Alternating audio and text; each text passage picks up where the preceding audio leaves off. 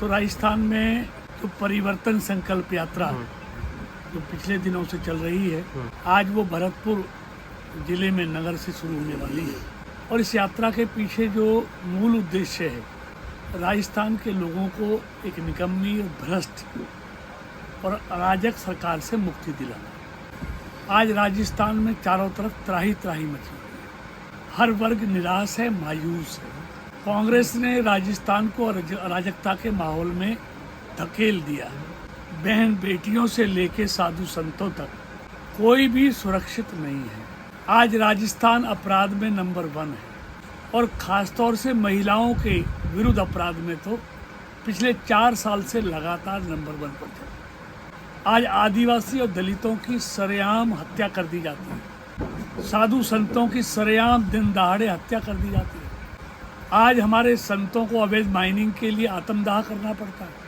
किसान की फसल का उचित पैसे कीमत नहीं मिलती है। 7 लगते हरियाणा में बाजरे का MSP 2300 रुपये हरियाणा सरकार ने, जहाँ बीजेपी की सरकार है, उन्होंने दिया है। और राजस्थान जहाँ बाजरा मुख्य फसल के रूप में उगाया जाता है, वहाँ 1300 और 1400 रुपये में फसल मिलती है। आज डीजल महंगा है, पेट्रोल महंगा है, बिजली महंगी है। राजस्थान में हर चीज़ दुनिया पूरे भारत में से ज़्यादा महंगी यहाँ के लोगों को मिल रही है। मतलब एक तरह से लोगों की जेबों को काटने का काम राजस्थान सरकार कर रही है। सड़कों की हालत देखो, बिजली जाती ज़्यादा है, आती कम है। बिजली के रेट देखो, 2018 में जो 5 रुपये 55 पैसे था, आज 11 रुपये 90 पैसे हो गया। मतलब लोगों की जेबों पर डाका डालने का काम ये कांग्रेस की गहलोत सरकार कर रही है। तो इससे मुक्ति दिलाने के लिए केंद्र की सरकार ने एक्साइज ड्यूटी की कम की। जहाँ जहाँ बीजेपी की सरकार है, उन्होंने अपना वैट कम किया। लेकिन जहाँ जहाँ कांग्रेस की सरकार है, किसी भी सरकार ने लोगों को डीजल और पेट्रोल पर राहत देने के लिए वैट में कटौती नहीं की। वो कहते हैं ना, हाथी के दांत दिखाने के और खाने के और। केंद्र की सरकार से तो हर मांग करते हैं, लेकिन अपने पर लोगों की मांग की अनदेखी करते हैं। मत देश का खजाना तो कम होना चाहिए, लेकिन हमारा खजाना लोगों के हित में कम नहीं होना चाहिए। तो इसलिए हालात आज राजस्थान के ठीक नहीं है। दूसरी तरफ देखो, जहाँ जहाँ बीजेपी की सरकारें हैं, वहाँ विकास है, वहाँ सुशासन है। और जहाँ जहाँ कांग्रेस की सरकारें हैं, वहाँ भ्रष्टाचार है, विकास नाम की चीज़ नहीं। ना बिजली है, ना पानी है, ना सड़कें हैं।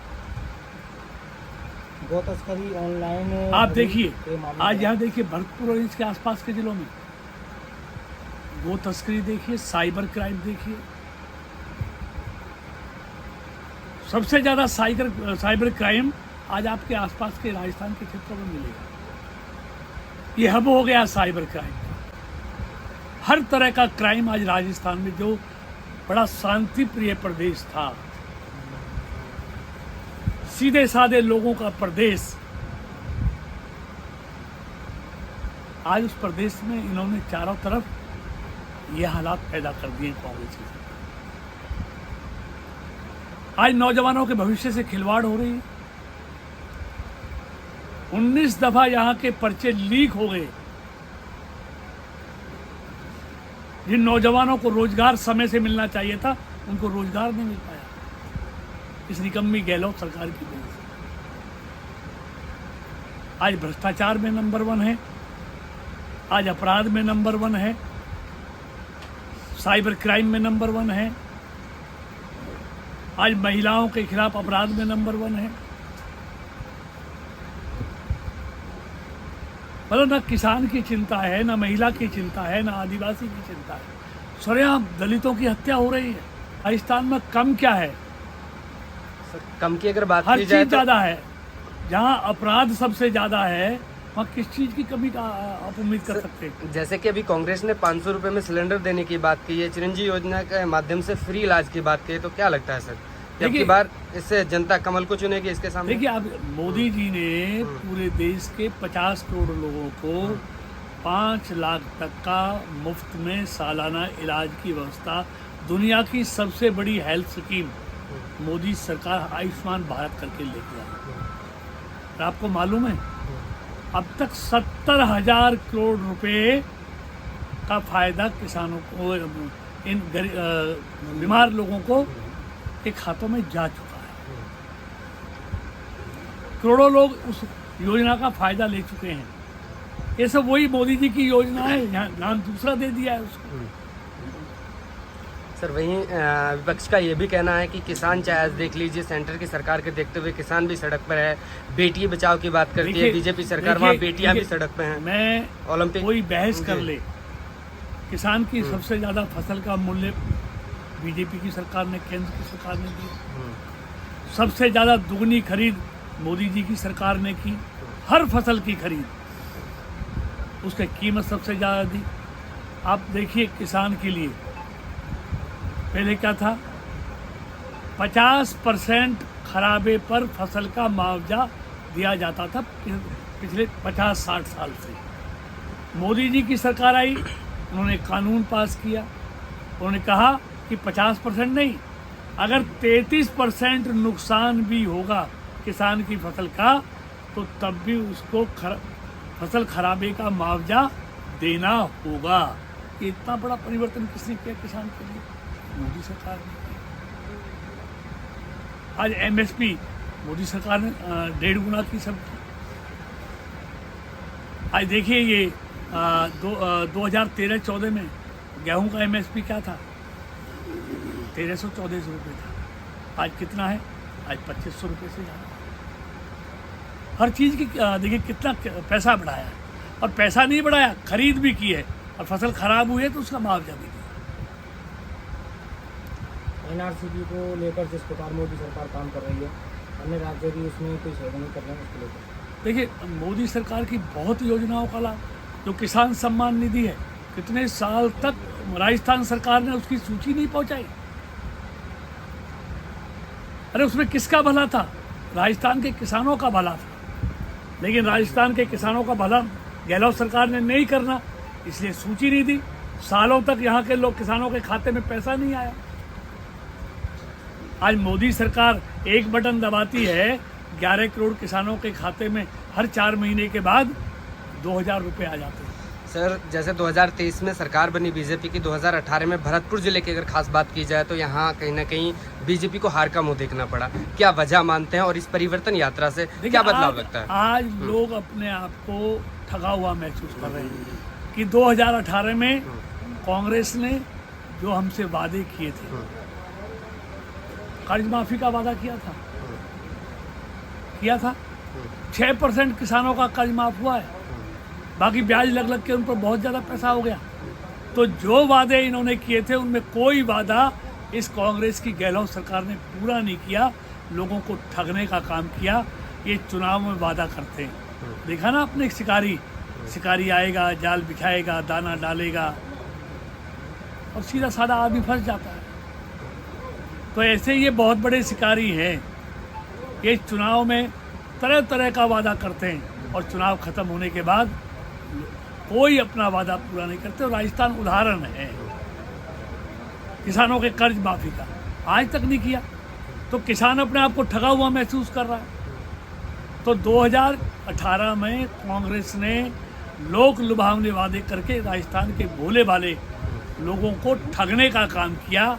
आज समय आ गया है, लोग उस बात का बदला लेने के लिए तैयार बैठे हैं, और निश्चित तौर पर 2023 में यहाँ से कांग्रेस की ऐतिहासिक विदाई होगी, और बीजेपी की बहुत बड़े बहुमत के साथ यहाँ पर सरकार बनेगी। सर, जैसे कि परिवर्तन यात्रा निकाली जा रही है, तो उसको लेकर क्या उम्मीदें अभी जनता से लगाई जा रही है? कितनी सीटों पर अब की बार कमल खिलने वाला है? देखिए, निश्चित तौर पर पहले से ज़्यादा, जो 2013 में बीजेपी ने जीती, उससे ज़्यादा सीटें जीत कर 200 सीटें हैं, 150 से ज़्यादा सीटें भारतीय जनता पार्टी इस बार राजस्थान में जीतेगी, ये हम यकीन के साथ आपको विश्वास दें। मेरा नाम जसवंत संपतराम है। मैं 1981 बैच का पुलिस अधिकारी हूँ, मूल रूप से अलवर का रहने वाला हूँ। मेरा परिवार सार्वजनिक जीवन से बहुत लंबे समय तक जुड़ा रहा। मेरे पिताश्री 6 बार विधायक रहे, 2 बार भैरव सिंह जी शेखावत साहब की सरकार में गृह मंत्री रहे, कानून मंत्री रहे। पार्टी से इस रूप में हमारा पुराना रिश्ता है और रिटायरमेंट के बाद से प्रदेश के शीर्ष नेतृत्व से मेरा संवाद रहा और पिछले 9 साल में जो मोदी जी ने देश के लिए कार्य किया है और जो योजनाएं लागू करी हैं सभी क्षेत्रों में, उनसे प्रभावित होके मैंने 22 जुलाई को औपचारिक रूप से इस पार्टी की सदस्यता ग्रहण की थी। और सदस्यता ग्रहण करने का मुख्य कारण यही था कि मैंने बड़ा चिंतन किया और मैंने देखा कि जो नेतृत्व मोदी साहब ने देश को दिया है और जिस विकास की दहलीज पे लाके आज उन्होंने राष्ट्रीय और अंतर्राष्ट्रीय स्तर पर देश को खड़ा किया है, तो इस भागीरथी प्रयास में मैं अपना योगदान दे सकूं और इस पार्टी को मैं ग्रास रूट लेवल पे किसी रूप में मजबूत बना सकूं। माननीय मंत्री जी ने सारे आयाम जो हैं वो छू लिए हैं इस परिवर्तन यात्रा से संबंधित। मैं 2-3 बिंदुओं पे ही आपका ध्यान आकर्षित करूंगा। और पहला बिंदु जो है वो भ्रष्टाचार का है। आटे में नमक चल जाता है, पर यहाँ तो आपको नमक ही नमक देखने को मिलेगा। और इतना अनुभवी कांग्रेस के मुख्यमंत्री जो तीसरी बार मुख्यमंत्री बने और जो हमारी रीढ़ की हड्डी है, हमारा स्टील फ्रेम है, जो नौकरशाही है और जो अफसरशाही है, पार्टी कोई भी आ जाए जो ईमानदारी से निष्पक्ष रूप से कानून के हिसाब से शासन प्रशासन चला सके, वो हमारा जो मंदिर था आरपीएस, राजस्थान लोक सेवा आयोग, इस राजस्थान लोक सेवा आयोग को जिस तरीके से इन्होंने भ्रष्टाचार में डुबोया है, इससे बड़ा कोई अपराध नहीं हो सकता। हमारे पूरे राजस्थान के जो नौजवान हैं, सालों से वो मेहनत करते हैं, बड़े बड़े कोचिंग सेंटर्स में ऊंची ऊंची फीस पे तैयारी करते हैं और एक सपना और एक ख्वाब देखते हैं कि मुझे सरकार की नौकरी मिलेगी, मैं किसी पद पे आऊँगा, किसी रूप में मैं जनता की सेवा करूँगा। पर यहाँ हमें देखने को क्या मिलता है, ऐसे मुख्यमंत्री जिसको राष्ट्रीय अध्यक्ष के तौर पे भी उस पार्टी ने देखा हो, वो राजस्थान में छोटी छोटी परीक्षाओं को ईमानदारी से नहीं करा सके। जहाँ 17, 18, 19, 20 परीक्षाओं के जो पेपर्स हैं वो लीक हो जाएं, ऐसी सरकार से हम क्या उम्मीद कर सकते हैं। मैं तो ये चाहता हूँ कि अगर मुख्यमंत्री जी में ईमानदारी हो और इंसानियत हो तो इस तरह का जो भ्रष्ट आयोग है उसको है बर्खास्त किया जाना चाहिए और राजस्थान में एक स्वच्छ और ईमानदार आयोग स्थापित होना चाहिए ताकि हमारे नौजवान हैं उनको ईमानदारी से एक अवसर मिले और वो इन परीक्षाओं में बैठें और उनको सेवा का मौका मिले। दूसरा बिंदु जो मैं आकर्षित करना चाहूँगा, एक तो बाहर के क्षेत्रों की जानकारी नहीं है, मैं मान के चलता हूँ पूरे राजस्थान में वही स्थिति होगी। आज की तारीख में जिस तरीके से बिना शुद्ध हवा के, ऑक्सीजन के आप जी नहीं सकते, उसी तरीके से हमारा सारा जीवन जो है वो बिजली पे आधारित है, विद्युत सेवाओं पे आधारित है। सारे सिस्टम्स हैं वो कंप्यूटर से जुड़े हुए हैं, सारे ऑपरेशन हैं जो औद्योगिक ऑपरेशन है, जो किसान के ऑपरेशन है, जो छात्रों को बिजली चाहिए, जो गृहिणियों को बिजली चाहिए। आज हमारे देश के अंदर कीर्तिमान स्तर के ऊपर बिजली का उत्पादन होता है, पर ऐसा अनुभवी इतना मजबूत सीएम जो ये कहते हैं वो किसान के लिए बिजली की व्यवस्था नहीं कर सकता। बिजली कहाँ से आएगी, कैसे आएगी, ये सबको पता है। कृषि में कब बिजली की ज़रूरत पड़ेगी, ये 6 से 8 महीने पहले सरकार और सरकार के अधिकारियों को तय करना पड़ता है, अनुबंध करने पड़ते हैं और तब जाके आपको बिजली मिलती है। आज भी बिजली है, और सरकार के पास बजट नहीं है, खरीदने की इनमें हिम्मत नहीं है और व्यवस्था को सुधारने की हिम्मत नहीं है। नतीजा इसका ये है, ये कहते हैं कि हम आपको 200 यूनिट फ्री बिजली देंगे। मैं गांव-गांव में गया हूँ, किसान कहता है नहीं, हमारा सम्मान है, आप बिजली की जो दर है वो दर लगाइए, पर आप हमें समय पे बिजली दीजिए, पूरी बिजली दीजिए। आपके 200 यूनिट बिजली, फ्री बिजली की एवज में कहीं 2 लाख की प्याज है उसका कण जल रहा है, कहीं 10 लाख की उसकी प्याज का जो कण है वो खत्म हो रहा है। अर्थ क्या निकलता है उसका उज्जवल भविष्य वो आप अंधकार में डुबो रहे हो। वो सोचता है मैं अपने बच्चे को स्कूल में डालूंगा, वो सोचता है मैं बच्ची की अपनी सगाई करूंगा, शादी करूंगा और वो विकास के सपने बनता है।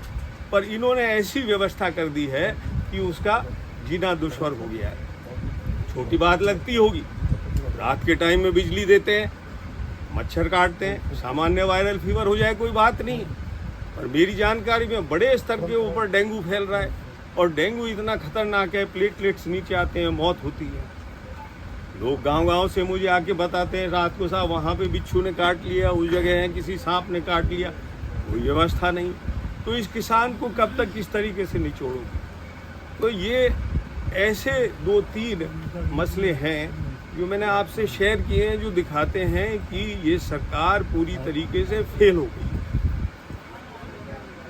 और मुझे ऐसा लगता है जनता आने वाले चुनाव में इनको खुद जो है बिजली का करंट देगी और यहाँ पे भाजपा सरकार को स्थापित करेगी और एक सुशासन यहाँ पे स्थापित होगा।